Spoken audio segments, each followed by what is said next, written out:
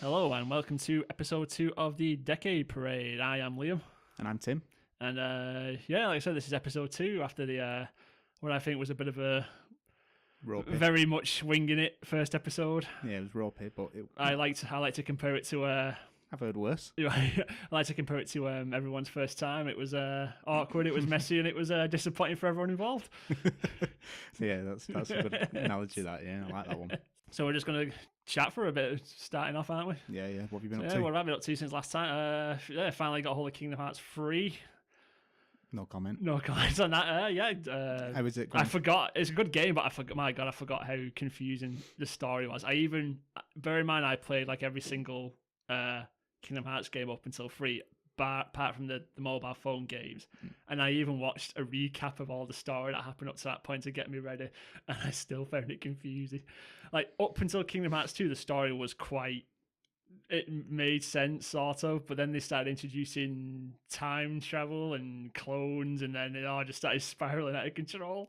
Every time I see it, I've heard the gameplay is amazing. It is, yes. But the story is just, what's the point? It is. Every time I see it in a shop or something, since it's been out, I just keep thinking, how many parents are buying this for the little kids, just seeing all the Disney characters, and then the kids just being completely like, Completely what lost. is this? This isn't Fortnite. What is this? Where's my new weapon? But yeah, that's pretty much what my time's been devoted to. That's all you've been doing. Yeah, I've been playing some, obviously, Apex Legends like everyone else has. Yeah. That's just sort of took the world by storm out of nowhere. Yeah, I really like it. I can see me playing it for. Yeah, That's my go-to. Yeah, online. shoot your game now. And I've not been online properly since Rainbow Six No, Siege. I very, very rarely play like competitive multiplayer these days. It's always usually like co-op multiplayer stuff. There's not been a good co-op game for ages, though, has there really? There probably has, but it's just not really been aligned with like what we normally play. No. I mean, Rainbow Six is definitely the best one Yeah. of this generation, I'd say. But Apex is... It feels very bare bones at the moment, but Feels it's bare very, bones. it's still very, very good. It's just the agility of it. Yeah, especially if you play Titanfall 2 and you've gone onto Apex Legends, it feels so slower. But obviously, like with like all the sliding about, it's only because in Titanfall 2 you have your jetpack and stuff like your double jumps, but in Apex you've not really got that. Yeah. Unless you're playing that robot guy and he's got the. Have you not been playing any Resident Evil? I've not bought it yet. Have you not? I think I'm going to try and get it for my birthday. So, I got it through... Yeah, I saw you playing it. What do you think of that? Well, I got it through game sharing, so I didn't pay for it. Oh, did you? Yeah, All right. That's why I played it. But I'm not into horror stuff. But I thought I may as well give it a go. It's free. Yeah, I you thought can't I'll give it a go, and then I really like it.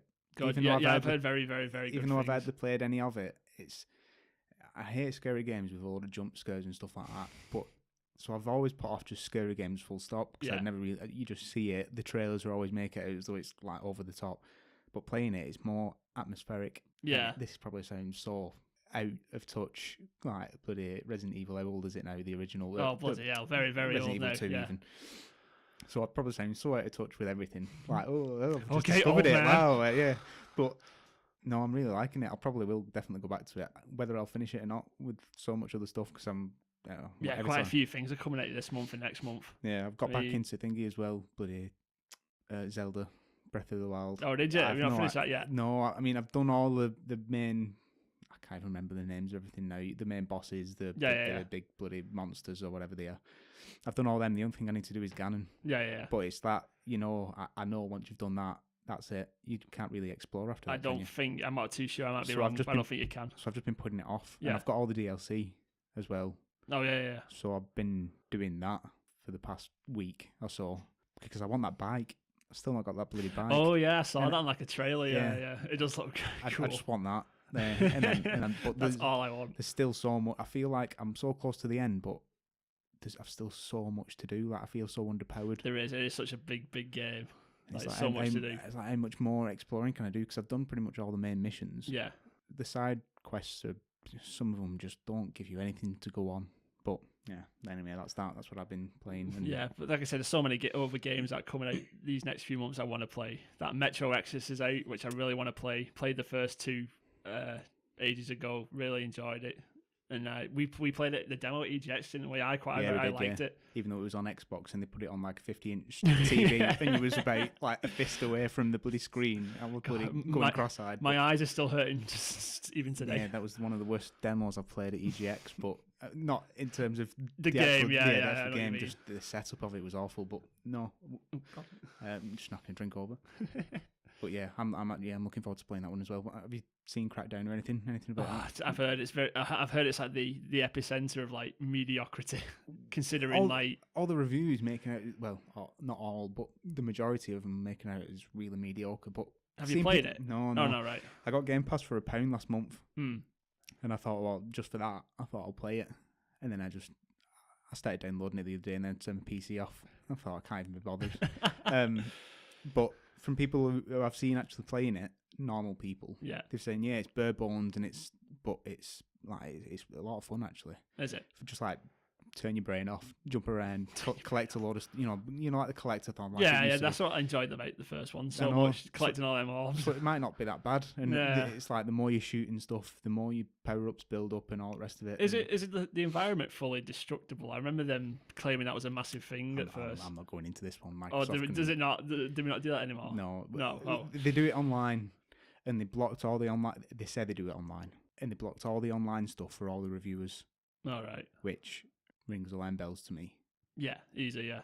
And I've not seen anything from people actually playing it. The power of the cloud and all that. Yeah, as they kept claiming. Yeah, but I don't think it's anything like they was claiming it was going to be. No. The single player definitely doesn't have any of the destructible stuff. I know that for a fact, which was one of the... I bought an Xbox One for Crackdown. When they first showed it, I absolutely loved the first Crackdown. I didn't bother with the second one because I didn't have an Xbox because I got banned by that point. And then I went to PlayStation. Good old PlayStation. So then I never played the second one. So I didn't get that mess of a game, so I just skipped that. Yeah. So I was really excited for this one. And then it's just been nothing but mess. And I was waiting for so long, I've ended up getting rid of my Xbox and everything years ago. That's right. I bought an Xbox just to play that Scalebound, and that got cancelled. So I don't even touch my Xbox anymore. I'm going through a list of why we bought Xbox. Why do we hate Xbox? And then the reasons that those games still don't exist. Well, Crackdown does. At least that one's come. Yeah, they released it. Definitely, at least they finally got it out. But yeah, that's one thing. That's that anyway. But yeah, anyway, that's what we've been up to. So just like last time, I think we're just going to go through what games came out this time 10 years ago and just talk about our own little experiences with them, if we have any at all. So Tim, take it away. It's a big list. This oh month. Yeah, it's quite a lot this like month. 2 pages here. 3 pages. No. Sorry, yeah, 2 pages.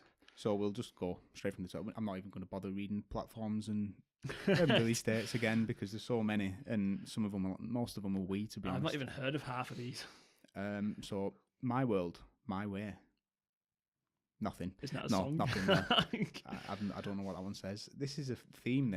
Me not being able to pronounce most of these games. You need to just automatically take over. I know, do the read well. So then we got Phineas and Ferb. That's a cartoon, isn't it? Not a clue. Oh yeah, I'm pretty sure it is. I might be wrong though. Tenchu Shadow Assassins, wasn't that originally or am I thinking of Onimusha? Yeah, I might be thinking of that. Yeah. Ultimate Shooting Collection sounds like a gallery shooter kind of game. It's for the Wii, so I imagine that's what it would be. Burnout Paradise Ultimate Box. The amount of fun we had on Burnout Paradise back in the day. Oh, Jesus Christ! I remember it used to on the PS3, obviously PS3. Yeah.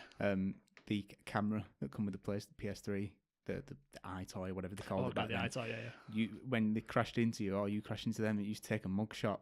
Oh, did they? Yeah. If you had a camera set up, obviously, and then it used to send it to the other person.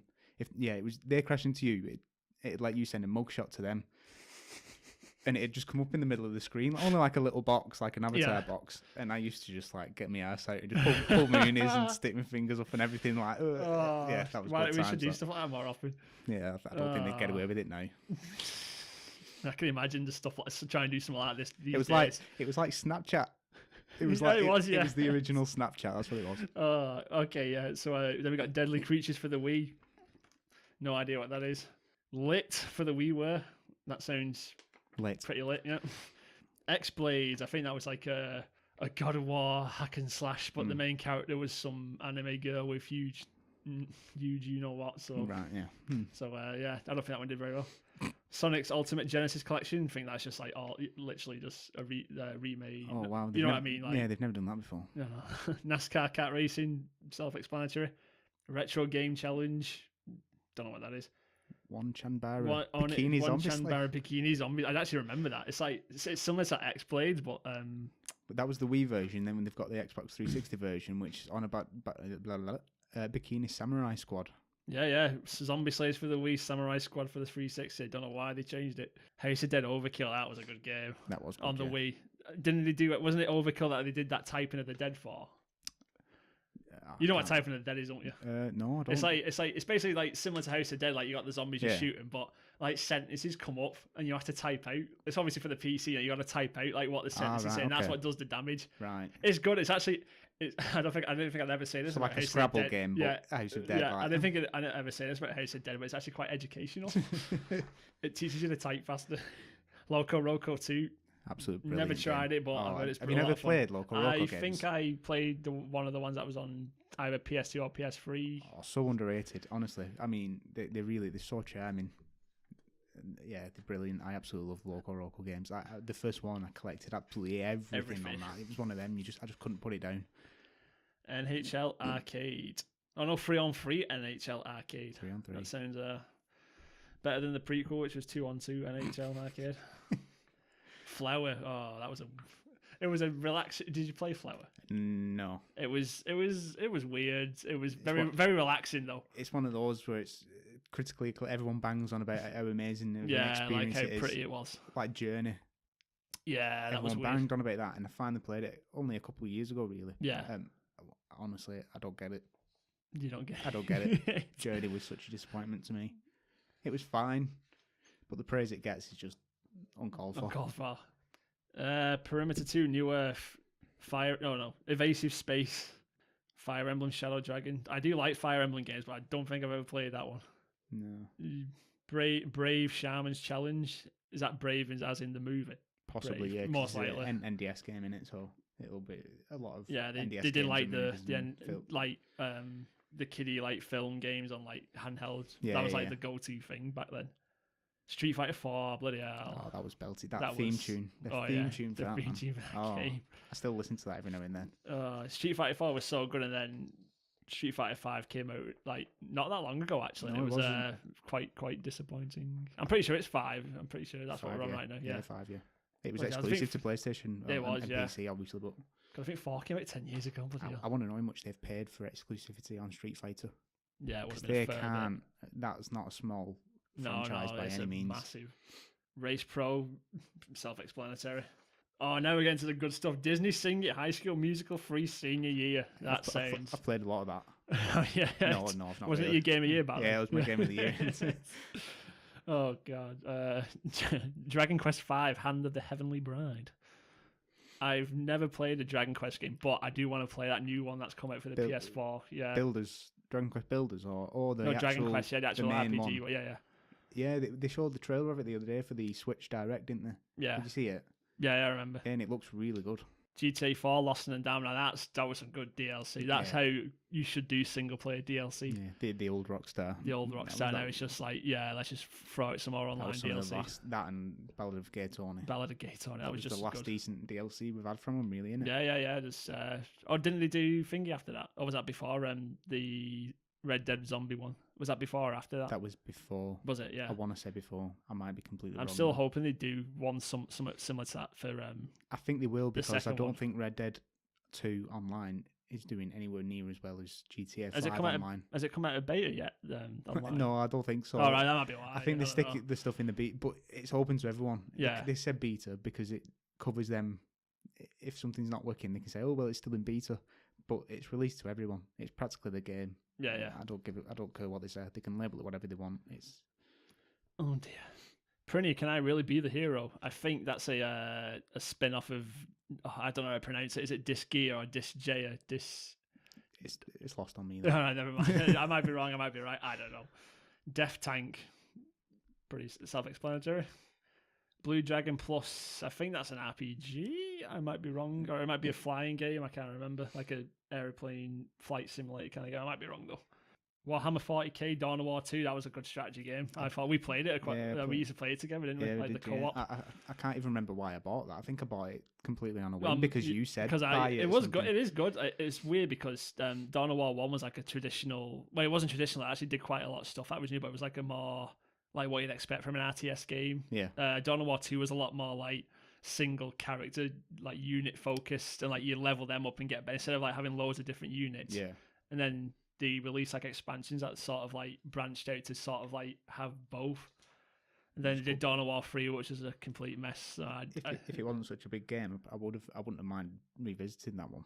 Yeah. That would have been a close second choice this month. I would have said. What else we got? Nobby boy. Nobby boy. Fantastic! I remember buying that as well. And I have no idea what I thought it was. I bought it. And I played it. I played it for a stupid amount of time, and then still got nothing from it. That's a good game. I think we bought it just because we love the theme song so much. Yeah, Nobby boy. Don't do it. Nobby. Oh, jeez. Right, next one. Star Ocean Last Hope. Never played a Star Ocean game, but I've heard it's pretty much just Final Fantasy in space. Mm-hmm. Shell Shock 2, Blood Shells. I remember there was some. I remember some fiasco about this. I can't remember why. I might be wrong. I think everyone was hyping it all like it was going to be like a really good game, but then it came out and it was just absolutely disappointing. Surprise. Like, most games. Like most games on this list. Yes. Stoked. I'm stoked for that. I can say I don't know about it, so I couldn't have been very stoked for that. Tom Clancy's Endwar. I remember playing the demo for that, just purely for the voice thing. Oh yeah, it was absolutely. I bought this and I got the PlayStation headset with it. And was it like one of the first ones? The big thing about it was you can actually just play the whole game with your voice. You don't even need the controller. Yeah, I think that was the big selling point. Yeah. And it never worked. Never worked. I think it was awful. You just ended up screaming like Unit A, move to blah blah blah, and it was just no. I think the if they did that now though with the voice control and everything we have just in your phone and whatnot, they should try and redo something like that. Yeah, I remember they did like a magic like spell casting game like on PC like not too long ago. It's like you could assign like spells to like your voice and you could say like whatever it is. So obviously like you watch playthroughs and stuff and like people just say like the most stupidest things like cast spells. Anyway, moving on. 50 Cent Blood on the Sands, guys. Did you play that? No, for obvious reasons. Yeah, I've heard it's sort of good. I've heard it's quite good actually. I've heard it was quite. I think like for as much fun as people made of it, it was just of all the people to get a video game. 50 Cent. Hey, they made Shaq Fu, so anything can happen. Moving on. Dead Rising Chop Till You Drop. I think that was just Dead Rising 1, but ported to the Wii. I might be wrong. It might have been like its own completely different thing, but I think that's what it was. Well, a lot of these, the Wii ones, were a lot of them were ported to it, but then changed. To obviously for the hardware. Make way for the controllers. But yeah, I do like Dead Rising. I think I played a lot of the first one because that was one of the only games I had for 360 at the time. And then we actually played Dead Rising 2 together for a bit, didn't we? Yeah, we played quite a bit of that. It just bugged me about the timer on it. You've given me this massive playground. Yeah, and all these weapons. Yeah, I like the timer though. Like I feel like if you were just given free reins. I think in the story mode, have this timer because you've got to get to whatever and get out of there. But there should be just a playground mode. Yeah. Team up, co-op, whatever, and then just let you have all the weapons and whatnot, and collect them and stuff. But yeah, that's that anyway. Hey, Puzzle Quest Galactrix. Yep. Eat Ledge, The Return of Mad Hazard. God, that sounds like a cool game. I don't know why I've never heard of that. I'm just realising how many RTS games. It was a good month for RTS, especially on console. You don't get many RTS console games and RTS games. Because we've got Halo Wars next. And Halo Wars, wow. Even though I've never played it, it's supposed to be. I remember playing a lot of it but never finishing it. Yeah. It was good though. Like it did do what it set out to do. Like it did work for the most part on the consoles, but I think they ended up bringing it to the PC anyway at some point, and then it's just like, why didn't you just do that to begin with? Another big one, February 27th, Killzone 2 on the PS3. My God, were we excited about that game when that came out? Honestly, this game, man, the online is probably one of my favourite online. It was like ever, Killzone 2. I remember I made a squad on it and everything, and they had a proper tournament squad mode. And Yeah, everything. I remember. It was so good, and I remember beating like there was me and this other lad who was playing, and we beat like the rank 14 in the world. Nice. And they went ape shit. Honestly, there was the proper, like, oh, you're cheating and all this. Yeah, as you I get. remember another time it was another really high ranking one, and I think it was from a website. The actual squad thing, the little 3-letter abbreviation, whatever. It was from an actual website. I can't remember what website it was. Like a big website like Kotaku or something like that. And I ended up. It was me and the same lad. It was 2v2. And I ended up leaving, and he was fighting them both on his own. I ended up coming back, and he'd beat him. And I was like, oh, no, yeah, but that game, they need to remake that. Yes, I'm surprised we actually haven't done that. But I've heard Gorilla has taken some people on from Rainbow Six. Oh, nice. That'll be... Which... They put that with Killzone, that would be something. Which is making me think, instead of doing Horizon 2, Horizon Zero Dawn 2, I think they're going to try and make... Because PlayStation needs a good online game. Yes. A good online exclusive. And I think that's what they're going to do. They're going to make just an online Killzone game. But if they're taking people from Rainbow Six, I hope they make it more tactical like that. You just know it's going to be a Killzone Battle Royale. A tactical... Oh, don't do that. But a tactical Killzone just online, like a Rainbow... Oh, man, that would be my dream. Yeah, I'm into that already. If it's anything other than that, I'm just going to be absolutely disappointed. it will just crush my soul. Watch it be Horizon... But Battle Royale. Battle Royale Horizon. Multiplayer Horizon. Last two we got Peggle, Dual Shot, and the Nintendo DS. Oh my god, I love Peggle so much. It was so simple but so fun. And then you download the mobile app and it's just riddled with bloody adverts and microtransactions. And the last one that came out was Rogue Trooper on the Wii. I don't know what that is. No. Well, that's it. But that's everything that came out this month. Right, so anyway, this week we've been covering F.E.A.R 2. Yes, and it's... Well, we said we've been covering. We've been playing it. We've been playing it and writing down our little notes about it. So just a quick rundown. F.E.A.R 2 released on February the 10th, 2009 in North America, and February 13th over here. Well, over here. It was actually released on Friday the 13th, which is appropriate. There you go. Yeah, that's a nice little clever marketing for them. It was developed by Monolith Productions, published by Warner Brothers.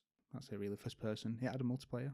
It did, yes. It was not Which very good. Since closed down because GameSpy is closed. Yes. Well, it was all running through that, so all that's gone. Reviews: Metacritic 79 out of 100. Apparently, that's the PS3 version. Yeah, that's all I've got here. F.E.A.R 2 didn't do nearly as well as F.E.A.R 1 did in terms of reviews. Yeah, about 8 out of 10, averaging. Eurogamer 5 out of 10. Yeah, I've just noticed that 5 out of 10. But I mean, they're always dickheads. No, I would say they're quite uptight with their reviews, aren't they? They're always... Well, especially back then as well. Yeah, they seem to have relaxed recently quite a bit. Well, they don't even have a score anymore, do they?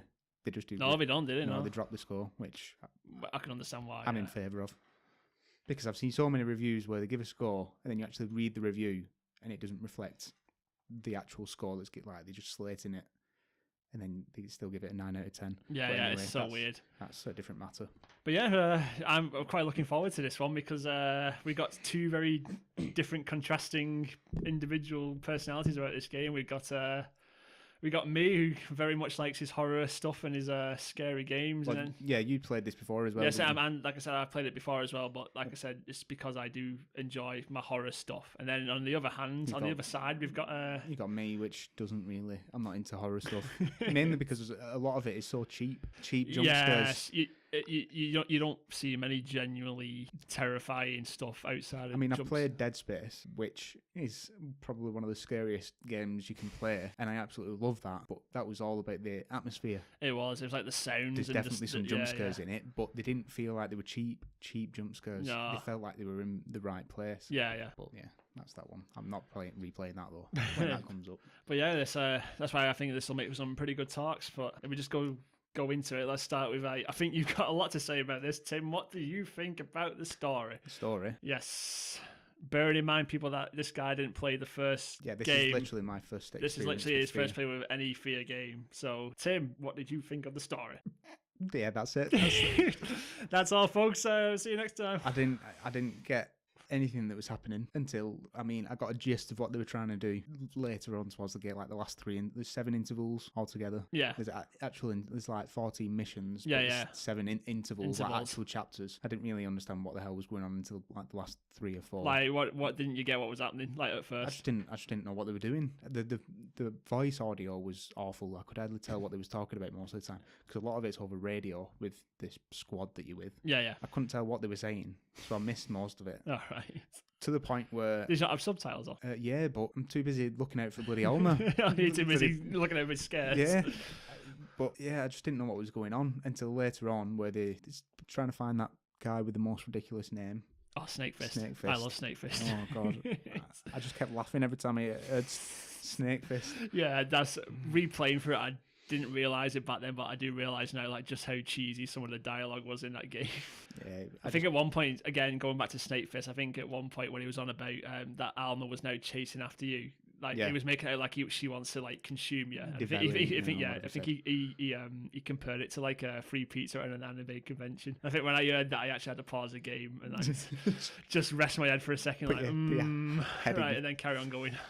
Yeah, it just, well, like I say, it just wasn't really, not that the voice actor or anything, not that any of that was bad. No, it was pretty standard, typical military kind of voice acting you'd expect, like, from I just shooters. couldn't hear what they were saying. Yeah. It wasn't even the fact that the volume was low or anything like that. Yeah. It was to the point where about halfway through, I ended up just putting Spotify on in the background and just listening to music. Honestly, and then I was trying to just skim over the subtitles. The notes. Yeah. And I say at the beginning of every level, it gives you like a very brief, like, sum up of like what's happening. So at least there's that, if you bother to read that. Do you read the intel and stuff? On my very first playthrough I did, because I actually had F.E.A.R. 2 on the PS3 to start with, and I actually got a platinum for it, a platinum trophy for it, so I went through everything in that game. So yeah, I did read all the intel. It does provide some, it's not necessary, it's like you don't need it to understand everything, at least in my case. But... Well, I actually watched a YouTube video of a guy talking about it. Right.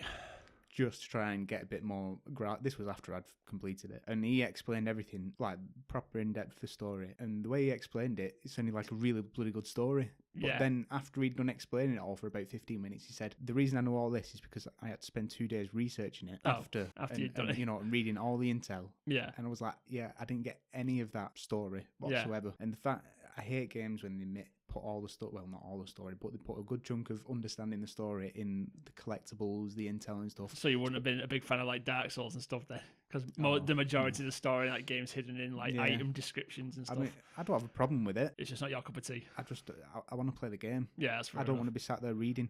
I don't mind stuff like Horizon Zero Dawn, for example. Yeah. That's the only game that I can genuinely think of where I really got into the logs that you collect, because most of them are audio. Yeah. And stuff like that. And that I thought was absolutely brilliant. Well, not that's a new idea or anything. I believe the first F.E.A.R, there was a lot of like answering machine things. And stuff like that. But that story was a lot more standard. Like there was a lot more like cutscenes that explained it all a bit better. Like there wasn't much hidden behind, like, because the majority, like the audio tapes, were just people like people who worked in like the building you were in, like talking about all the weird shit that was going on. Yeah. So it wasn't anything. It wasn't anything too drastic to the story. Yeah. But like I said, the very beginning of F.E.A.R 2, it actually takes place like minutes before the end of F.E.A.R 1. That's where that massive explosion was at the beginning. That was what happened at the end of the first. You're like in a street type thing, or it's like you set off. You basically destroy this facility that you're in at the beginning to like kill Alma, basically. It's the vault that she's in. Yeah. You do that to try and kill her, and then that's what that massive explosion was at the beginning. But obviously it didn't work in killing her. It just like set her free and stuff instead. But yeah, the gist of F.E.A.R 2 is that she gets out. She finds you because the main character, Michael Beckett, he's so what's the word I'm looking for? What's it called? He's like psychic telekinetic, like telepathically, like levels are like so high that Alma like takes a liking to him, basically. Yeah. Well, that video I watched explaining the story, I didn't even realise that 2 other members of your squad are actually psychic. Yeah, there was that Keenan or Keegan. He obviously went bonkers, like, as you... No, he said that he's not psychic. He's one of the woman and him are apparently the ones that aren't psychic. The other two are, and that's why Alma kills them. No, I thought it was the woman and the. She takes control of him to lure you to her. Apparently, can't remember. That's what he said in this video. I have no idea. No, because remember there was a bit at the beginning when you're just about to get in that elevator when all your squad's together, and then there's that massive like psychic feedback. You clutch your head, and you also see Keegan clutch his head as well. Right. Okay. That's when he gets shot. I remember, if I remember right, like from the intel, I think it was that woman and the sergeant, the black guy. Like I think it was them two that weren't very, because them two seemed like fairly alright. When they got killed, it was the rest of them that went bonkers. Right. Okay. Well, I think he explained as she killed them because they're psychic. Yeah. But not. I might be as wrong. much as you. I don't know. I didn't pay that much attention to the story the second playthrough, and I'm just going off what I remember from 10 years ago. Well, I didn't get any of it whatsoever, Right. so it's. But yeah, the gist of it is like Alma obviously takes an interest in you because you're so telepathically, it's like high levels and stuff like that. Yeah. But as it obviously gets closer, and obviously like with the end, it reveals like she likes you a bit too much. And that's what. Yeah, well, I mean, if you're gonna play it, or you've got any interest in playing it, and you have no idea, we'll get into like the end spoilers now. So if you want to play it, skip this bit, or just turn us down for a few minutes. But again, it's been out for 10 years, so if you're not playing it now, it's. But the warning's there. So yeah, the actual end, the very end. Yeah. Did she rape? Did she literally? I was like, yeah. Yeah, the final boss was you getting raped by Alma. That was the final boss. I mean, the actual boss fight was pathetic. Again, you don't even need to do anything. No. Again, like with like first-person games, like especially like horror, you don't really get many like great boss fights. I mean, like for the majority of like the Resistance. Okay, there's some good examples, yeah.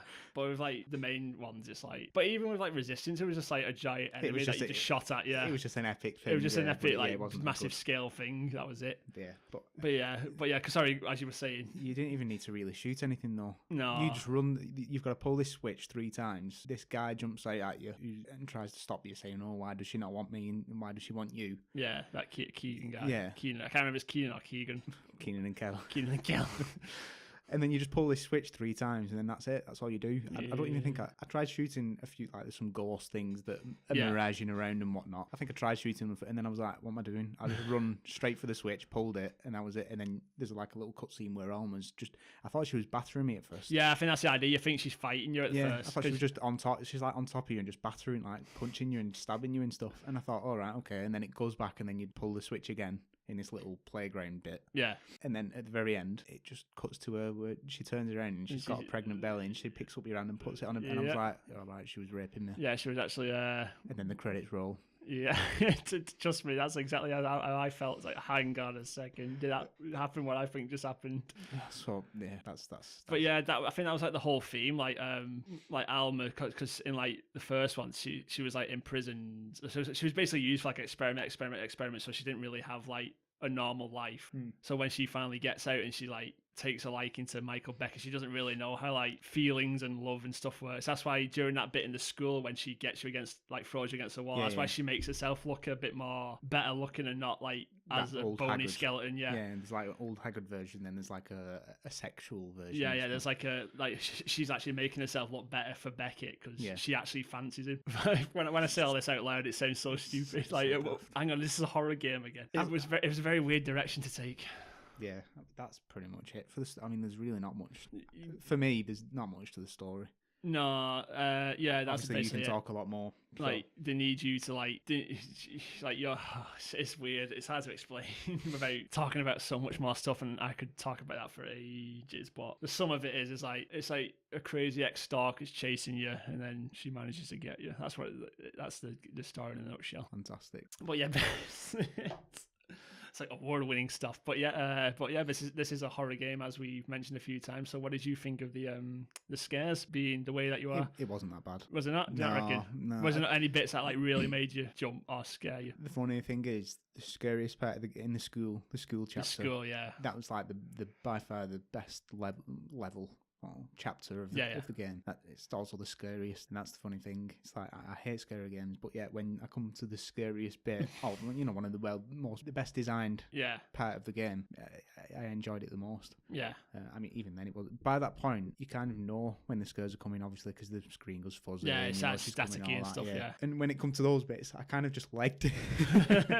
I realised that you come across like the spirits and the ghosts and stuff, and they just stand around until you get near them, and then they come at you. Yeah, they come at you. And pretty much all Alma does really is like, apart from just like appearing, like just suddenly appearing and disappearing, and there's those bits where she like jumps up at you and starts and you've just got wrestling. Yes, wrestling. You just got to mash X.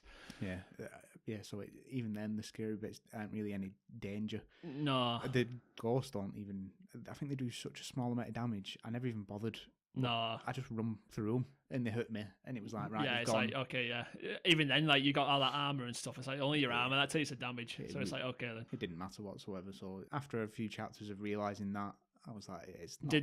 Did those like crawly guys not freak you out in like the hospital at the beginning? At first, like the first couple, it's just the way they move that freaked me out. Then watch, it's like, you just can't get them. You're just jumping from wall to wall, and you do really need your slow motion to get them. And another thing, just like side off the actual. I mean, I was playing on PC, but I was playing with a controller again. Yeah, it's awful for controller support. I think it's a port straight from console to PC. Is it? So the button prompts were still all keyboard, so I had to figure out what they were on the controller. You've got to start the game. I played it through Steam. You've got to start the big picture mode. Yeah. For Steam to be able to play with your controller. Oh yeah, because it doesn't play with a controller like normally, does it? No. But if you start it in big picture and then start the game, it does. But it also uses your right stick as like the mouse cursor. Oh, nice. So you have to turn your mouse speed right down, or else it was twitching all like. There was a point where I was trying to do it with the controller in one hand and then just aiming with the mouse with my other hand, and then I had to let go of that if I wanted to use the slow-mo mode. Oh no! But yeah, that's that anyway. I played most of it until I realised I could actually just I'll slow the mouse cursor down, and then it was fine. To be honest, it was all right. It was just a matter of the button prompts. Yeah. Which were fun sometimes. When I got to the first like quick time, well, you're going to mash X or whatever when she jumps on you. Yeah.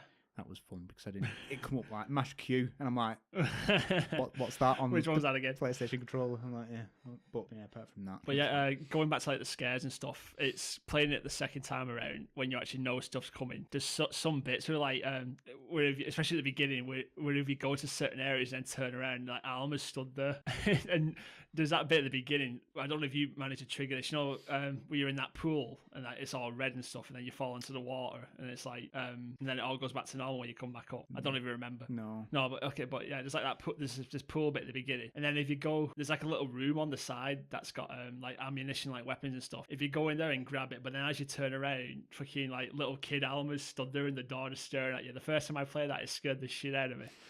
The second time, I knew it was going to happen. And so instead, like, before I got the ammo, I looked and see if she weren't there. I moved and I grabbed it. And instead of turning around, I walked backwards. And I hit something as I was going back. And I couldn't get out the door. And I knew it was there. So I was like, oh, shit. But I don't know why I actually felt that was like just as scary knowing she was right behind me. That's brilliant.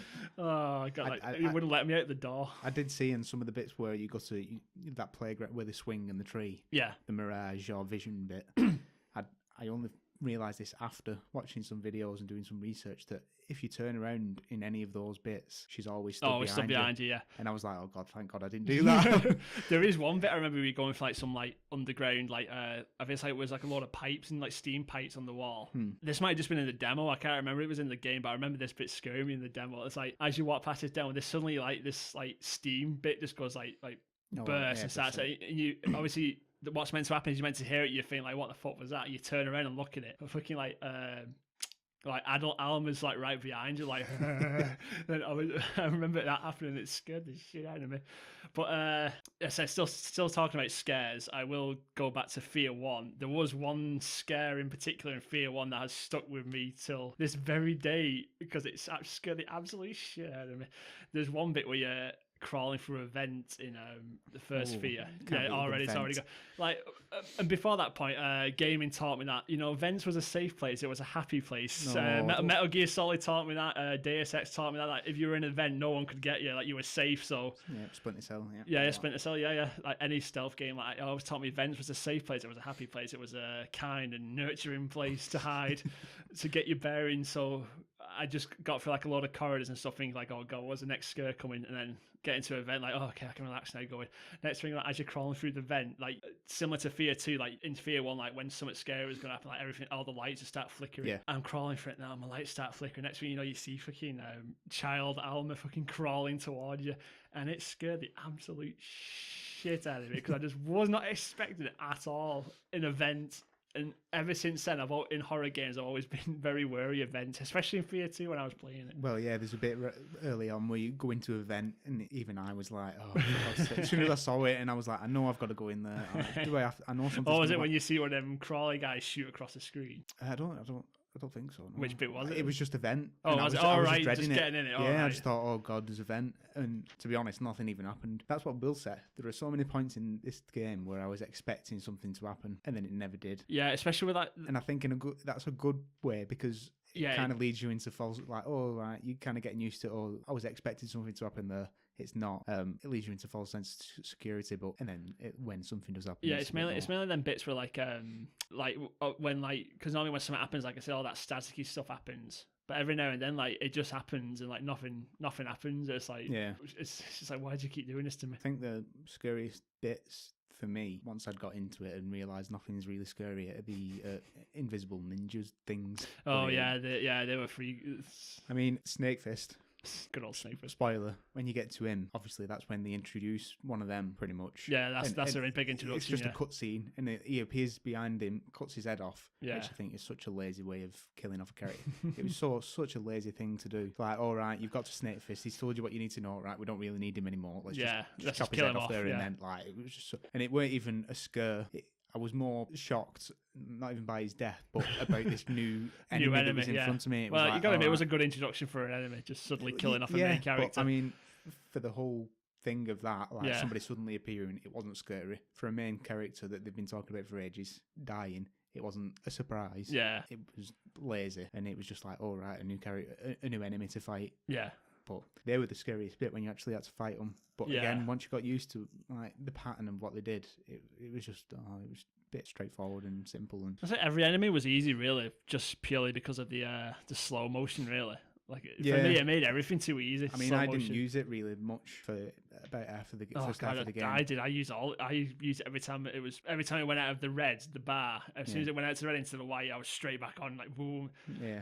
But that's why it may bringing that point as we're going into starting talk. I think we've talked about what we can talk about with like the story and like the scares now. So we talk about gameplay now. Yeah. So going from that, I think because I played it so much in like with slow motion going, that when I played it normally without it, like the game felt so like floaty and like without it. Yeah. It might just because I got so used to playing the game with slow motion on, but like the normal, just playing it without slow motion on just felt so. I felt the same with the first Fear as well. Like just trying to play it normally, it made the game feel so floaty and I don't know, like jerky. It might have just been me though.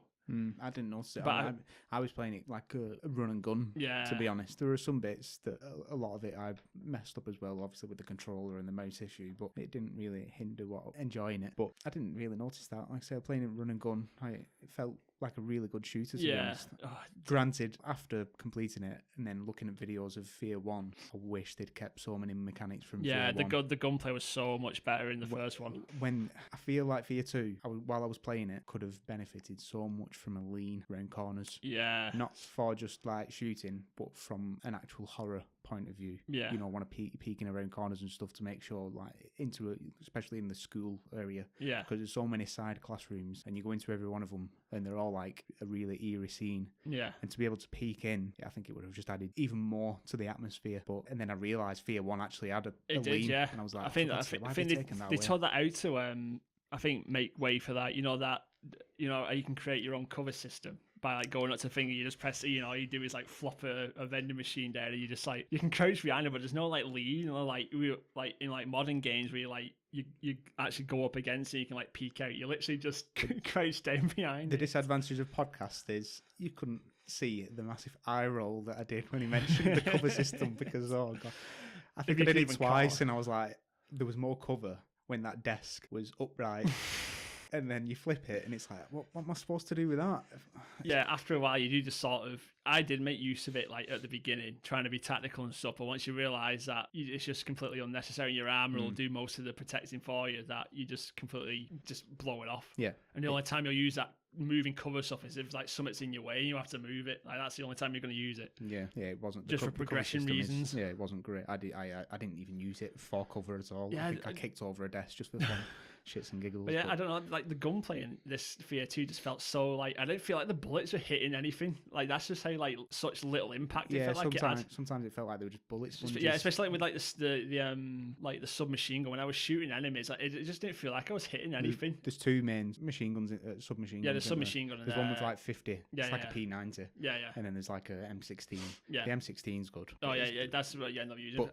But for the first half of the game, when you've only got like the pistol. The P90. That design on that pistol was weird. It was like you're carrying around a brick. Yeah, the pistol was awful. It's never used an ornament, that gun. But it's just in case you run out of ammo. That's even then I just use melee. Yeah, and the special guns, you get a rocket launcher, you get like a pulse rifle. Yeah. There's that napalm cannon and which stuff. I didn't even know was in the game until afterwards. Oh, did you not? No, I didn't even come across that.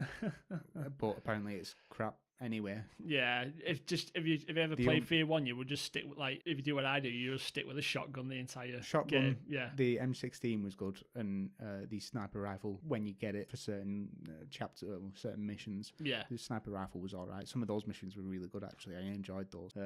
But it changed it up a little bit. Yeah. Just like the first 3 chapters were all very samey, and then you get to the point where it starts throwing in the sniper rifle, then it throws in a mech machine and all that stuff, and then it throws in the one where you can actually get in, and I didn't realise I'm trying to shoot all these people, and I thought it was a mech that was going to start fighting me. Yeah. And then I looked and I was like, oh, it's open, and I run over to it, and then it kicks off this whole bloody, which I thought it was a good mech bit. Yeah. Don't even get me started on mech bits. Why didn't have him in the first F.E.A.R? I thought it was a good change of pace. Just for a few minutes where you feel completely overpowered. I thought it was. No, that's for the main reason I didn't like it, because I don't think you can have stuff like that works in a horror game. You don't want to feel like nothing can stop you. You want to, if for like a horror game, you want to be feeling like you're literally, you know what I mean? Like you like anything could go wrong at any moment. You've always got to watch your back type. But as soon as you get into the mechs, like all them worries just leave you. It's like it's not a horror game anymore. It's just like a typical first-person shooter rubbish. Then. Yeah, it was proper overpowered. Like I appreciate the developers'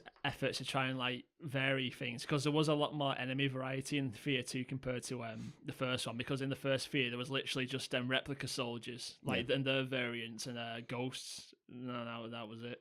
Like so they did add like a lot more variety. But the actual gunplay and the combat and everything in the first one looked so much better. It was like the slow mo felt better. The level design. The level design was better. It was F.E.A.R 2 was good. F.E.A.R 2 had its moments, but compared to the first one, it just wasn't as good. No, like in terms of like a lot of stuff, really. The AI was awful. Yes, that was actually one of the big selling points. They kept saying like, "Oh yes, the AI is so I know in the first one, it's well renowned in the first one. It is, yeah. That was one of the big like talk points. Like the AI was so good, like people would like die. Bear in mind this was 10 years ago. Like so, people would like the enemies would, like dive out of the way of like grenades. Yeah, like they'd be talking to each other. They did that in the F.E.A.R 2 actually. Like if they lost sight of you and someone saw you, you'd hear the enemy go like oh he's behind the pillar, or he's behind the machine. So it's like a little bit of tacticality to the enemies. But I know a lot of the times, the amount of times I saw an enemy run up, kick something over for some cover, and then they didn't actually get behind cover. They just stood behind it there, and just froze. And I'm like, what are you doing? Yeah. And they just gun them down. There is a lot of time where the enemies just like group up and just charge you. It's like, that's not good AI. That's just... There was some where I just run straight up to them.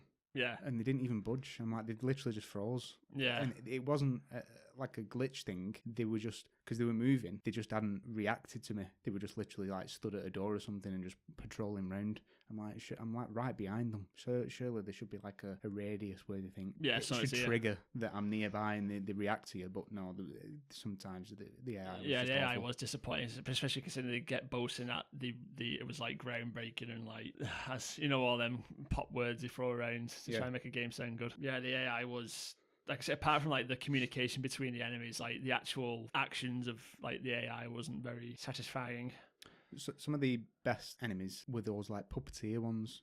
Yeah, you didn't get many of them though, did you? No, I think there's about 2 or 3. Yeah, something three like of them altogether. They were great. No, they were weird. The first one I come across though, obviously I was like, oh my god, what the hell is this? Yeah, because he just walks out like a normal civilian. Because like you meet him in the streets, don't you? It's like a psycho mantis. Yeah. It's cool. Keeps bringing the corpses back to life at a time and stuff.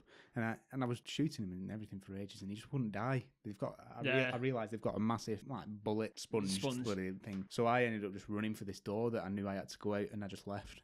and that was it. I moved, you hold whatever to open the door, and then you leave, and I just did that, and I was like, all right. And then the second one I come across in the school, and I think that was the scariest bit for me, for actually going into, because you come to a room and you can just hear a piano playing. Yeah. Oh. And you just hear like a creepy piano on its own. And then I peeked into the room, and then I saw him, and I was like, here we go. I was like, do I turn around and go somewhere else? Do I leave before he sees me? Yeah, but then I think I stood there for so long at the door, and I just thought I'll just watch. And then he ended up just reacting to me anyway. Yeah. It just forced it on. So I think that was the first one I actually killed, and it took a while. I think I YouTubed it. Like, can you actually kill these? Yeah. Did you take a lot of damage? It's like those like not the proper massive mech guys, but like the smaller ones. Yeah, you take a lot of damage. Yeah, I think most of them you come across though. I think you have a mech anyway, don't you? There's one just before you go up the elevator to get to the streets. You fight because you just like suddenly. Yeah, that was interesting. Another great bit of level design. Yeah, proper filler. But yeah, one thing that I thought was really odd: the school bit again. Right towards the end, was it me, or does that school have a secret lab underneath? It did, yeah. It was because they were watching the children, weren't they? Not in a creepy way, like a scientist way. Still a bit creepy. Still a bit creepy, yes. I missed that. Did you? Completely. Yeah, I missed that story point. I just thought I'm playing along in the school. I thought, oh, this is good, and then you go down in the elevator, and then there's this like proper massive underground nuclear secret lab, and I'm like, what is this fucking school? Yeah, it was a school that I might be wrong, but it was a school that Alma went to, so they set it up just to watch it basically. Oh right, okay, yeah, I didn't get that at all. Yeah, it was a good idea of them going like, yeah, we've got this like super powerful psychic child. Let's put them in with like a load of normal children and see what happens. Right. Okay. And as you can see, it didn't go very well. No, obviously not. Another thing as well. Towards the end, I can't remember. It's when you're following the Keegan guy, and he's just, you see him every now and then pop up here and there. There's a bit, and I didn't have a clue where to go. He goes up on like a lift, floating up onto the next platform. But then the lift's gone, and then you've got to find another way up there. Yeah, I couldn't find a way up anywhere. Yeah, so I kind of jumped up onto this rail, this tiny little ledge. Definitely weren't supposed to be there. I jumped onto this pipe, and then as I jumped on the pipe, it kind of just automatically guided me round. It like pulled me round the pipe, and then it ended up on the other side where I was supposed to be. Yeah. Cut out loads, obviously. But then as I worked through the next bit and went up the next lift onto this rail, like walkway railing thing, there was a lot of those invisible ninjas that just suddenly popped up. There was about 5 at once that obviously I should have fought as I'd worked through. Yeah. And then they all just like appeared at once. Yeah, that was fun. There was loads of times where it doesn't make very clear like where you should go. Yeah. I remember once, like when I was replaying it again, which I don't mind because with it being horror. Yeah, again, but at times it's just like, oh my god, where am I supposed to go? But it's like that was one of the worst bits. I remember there was one area. It was like 2 massive doors. Like, okay, obviously I've got to like find a way to open one of these. And then I'm looking around. Couldn't find anything. It turns out I had to go up some stairs and go for like this tiny like normal door. I was like, oh okay. Yeah, I didn't really mind that, to be honest. I thought the navigation could be made a bit clearer, but like, as you said, like in like a horror setting, it does work to some advantage. You want it to be kind of leave you to explore because you want to explore, so it puts you in awkward situations and whatnot, and uncomfortable situations. But another point for the gameplay, the grenades were awful. Yeah, they were. They're just like bouncy balls. They were. You throw them at stuff. You throw them at mechs. Like obviously the shot grenades, like that's what they were intended for. Really, pretty much put out the mechs. But you throw it at it, it bounces off and just goes to the other side of the bloody level. And it's like, what do you want me to do? You hit it off the floor and then it bounces off and just goes flying. It was like I was saying to you before. Like all the weapons just feel so like they don't have so much, like no impact to them at all. Like grenades included. Like even the explosions, it was like unless you were watching it in slow mo. The explosion just went pop. Especially the pistol. The pistol Jesus Christ. Was awful. But I mean, overall, I think I enjoyed it. Yeah, I really enjoyed it. It was for the most part. It's definitely not. I know we've said like a lot of negative stuff and not much positive, but it was. Yeah, no, we haven't. Yeah. But I know what were we just saying again about Eurogamer? How he shit on a game and then give it a 9. I'll give it a 10 out of 10. Yeah, F.E.A.R 2 10 out of 10 game of the year, brilliant. But yeah. despite the negatives outweighing the positives, it is enjoyable. Like it's a competent shooter, definitely. Shooting, even though looking back at the first one now, even though I've not played it, and looking what the first one had and how much better it looks as a shooter, still enjoyed this one. Yeah. I think if I'd played the first one, I probably wouldn't have enjoyed it as much. I would have found it a lot more frustrating losing the features like lean. And apparently like some of the melee combat as well looked miles better in the first one. Yeah, especially it's like, bearing in mind though, like when F.E.A.R first came out, the first one, it was just out for the PC at first, hence why it had all like the leaning and stuff. Yeah, but when they made F.E.A.R 2, it was mainly console prioritized. You can definitely tell they made massive drawbacks to get this on console instead. Easy, like I said, it's just another thing of consoles bringing down the superior PC race. You don't really get that as much now, I suppose. No, not these days, because like I say, PS4 and back then there were a lot more. Yeah, it was a big deal, that I suppose, wasn't it? I'd never really realised at the time, but because we were PC Master Race. The melee as well, though, to be fair, in this one, I think they should have really focused a lot more on that. Yeah. Because again, with it being horror, melee, being up close to stuff. Yeah. The only time you're actually up close to have to be up close to anything, is when Alma jumps out at you, and it's just a quick time event. Yeah, even though you know what you're going to do is mash X, that's it. Mash X, and then it's done, and she disappears. It could have been so much better. Those moments, like meleeing, like the ghosts and stuff and whatnot, it should have, it could have been. That was another big difference. Like a lot of the scary stuff in the first one, which the scares were better in the first one. A lot of them was just like, there was not much stuff in the first one that was like really in your face scary. It was always something like you could see like the distance and like the corner of your eye and stuff. Yeah. But in F.E.A.R 2, just like they throw everything at you. Because as I said, them things with Alma just getting in your face, like wrestling with you. It's just like, once you've done it for like the 5th, 6th time, it's just like, okay, let's just like calm down, honey, just go away. Yeah, but I think that's it really. I mean, I enjoyed it. I'd recommend it. I would, yeah. It's like, definitely don't give it a miss. Like 6-7 hours. Yeah. I remember like the first time I played it was like an 8 hours, but most of that was just me moving at a snail's pace because I was so scared. Yeah, I mean, I to be fair, I did run through quite a bit at certain points just because. Just screaming.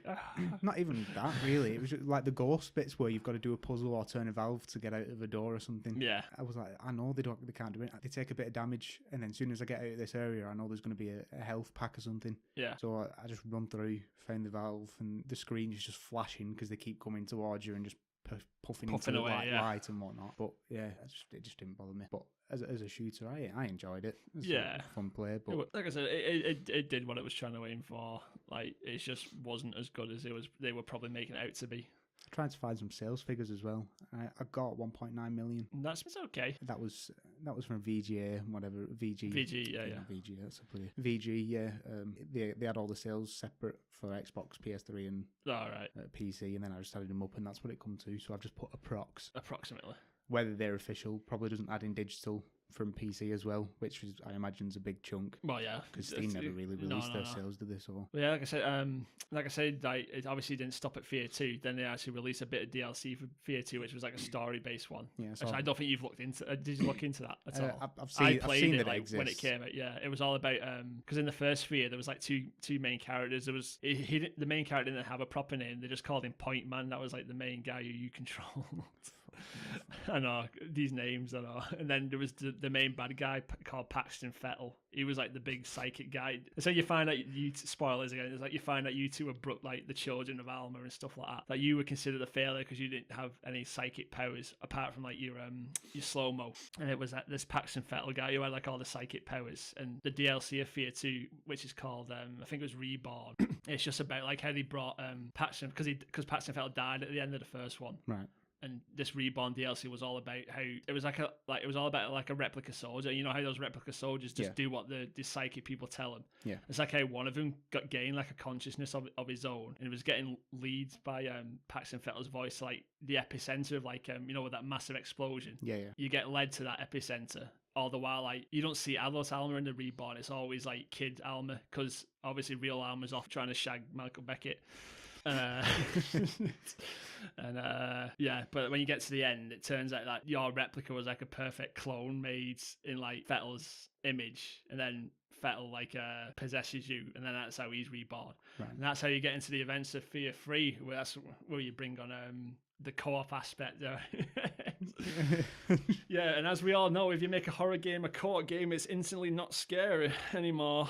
Because especially if you play like with this guy over here, it's like you just make fun of everything and nothing's scary anymore. That's why they did give you the option of playing it like by yourself, like as either Point Man or Paxton Fettel. Yeah. I picked Point Man because that played more like the traditional F.E.A.R game. If you played as Fettel, it was more like psychic possession powers and stuff like that. Right, It was cool, I must admit. But Right. I never really played the co-op bit with anyone because, as I said, if you play a horror game as co-op, like akin with like Resident Evil 5 and stuff like that, it just instantly, depending on who you're playing with, like it just does not make the game scary. To be fair though, talking about F.E.A.R, like there was some genuinely scary moments. I remember one bit in like you were in like a warehouse, like a shopping center.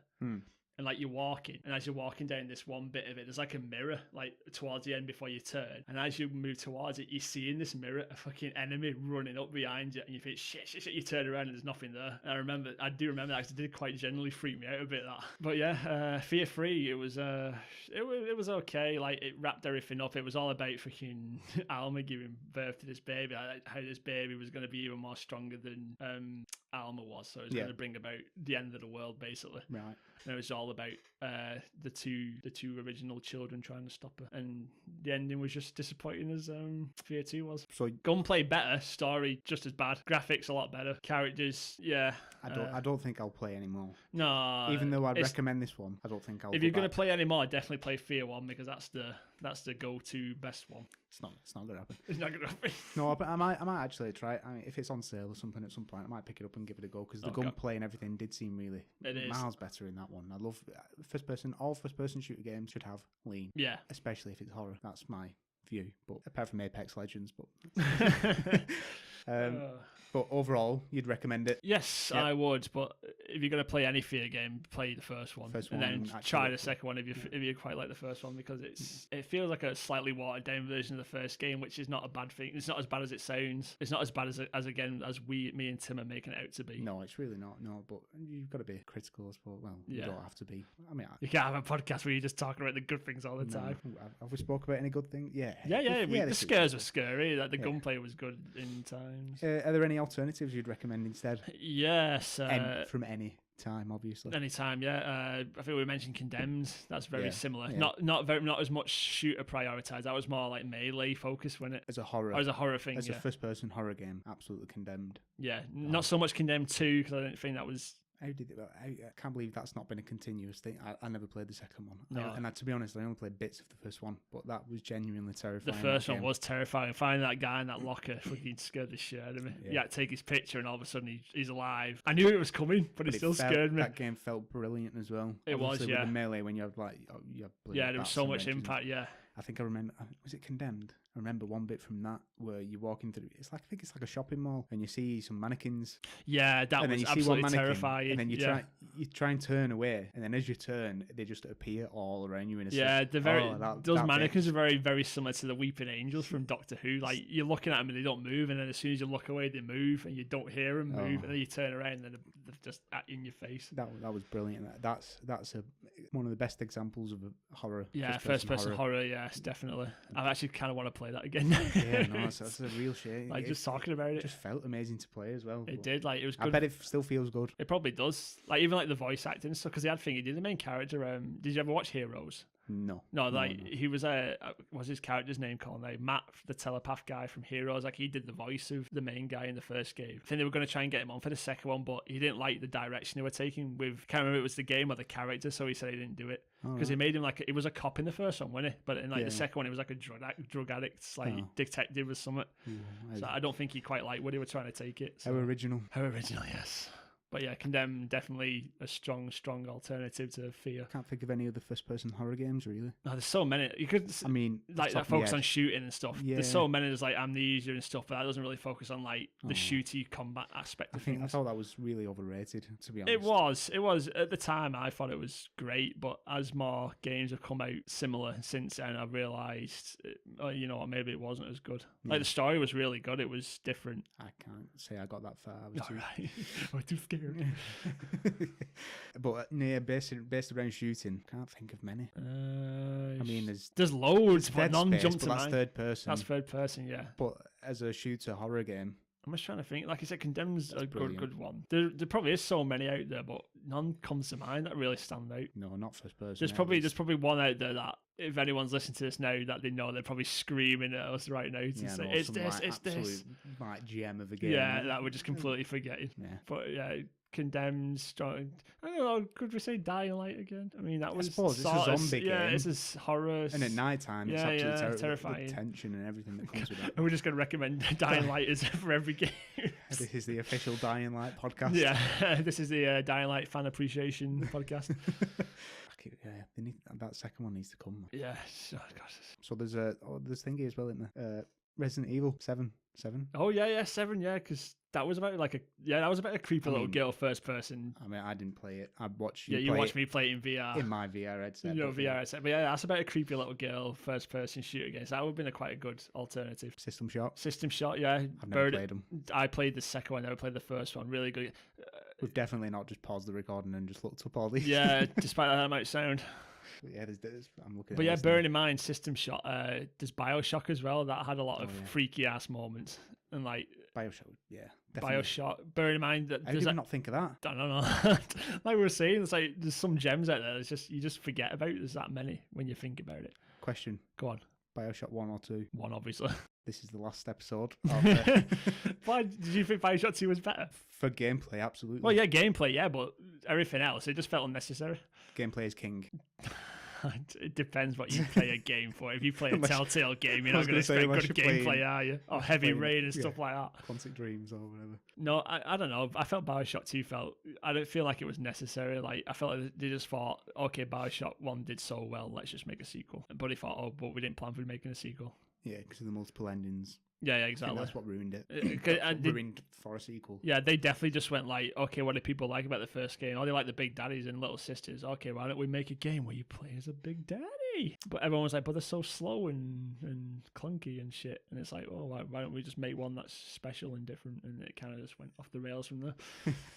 The gameplay, though, with the extra powers and all the rest of it. The gameplay was so like I said, the dual, because they didn't have dual wielding, like powers in one hand and guns in the other hand in the first game. You can mix them, like especially like them traps and stuff. Water and obviously, did they carry that on in Infinite? I don't talk about Infinite. It's absolute garbage. You think so? I liked Infinite.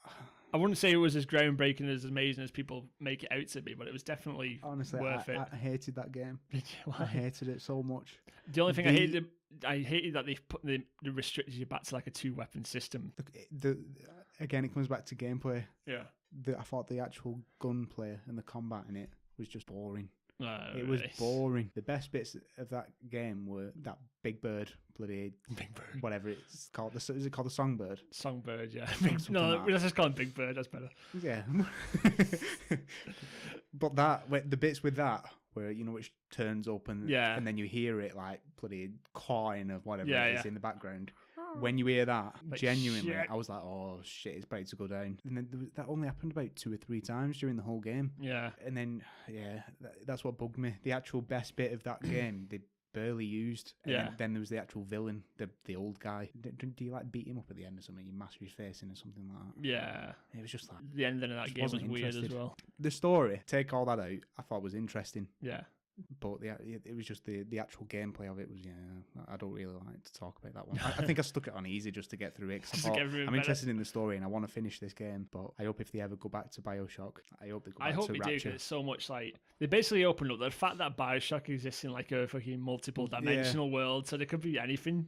You can do anything with it. I think it's a bit of a cheap cop-out. It was a bit, yeah. Storyline. It's like, oh, it was all a dream type thing. Oh, it's everything you do doesn't really matter because there's multiple universes. I hate that kind of thing. Yeah. But they did it in a good way. Yeah. Better than a lot of other things I've seen that have tried to do that. Try to do it, yeah. But still, just the actual gameplay of Infinite was awful. It was, yeah. That's what knocked it down for me as well. Nothing compared to 1 and 2. No, 1 was, or in your case, 2. Them 2 were better. 2, yeah. 1.